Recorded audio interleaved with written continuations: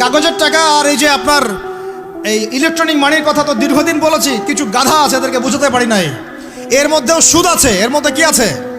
আর আমি কখনোই বলি নাই যে কাগজের টাকাটা হারাম।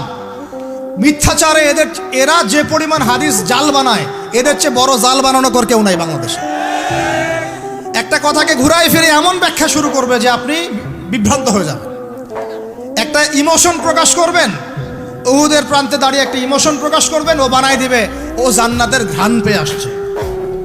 আপনি বলবেন যে কাগজের টাকা নয়, মনিটরি সিস্টেমটা হারাম, ও বানাই দিবে ও বলেছে কাগজের টাকা হারাম। আপনি বলবেন যে আপনার যদি গান শুনতেই হয় তাহলে একা একা শোনেন, আমাকে শোনাচ্ছেন কেন? ও বানাই দিবে ও গান একা শোনা জায়েজ বানাই দিছে।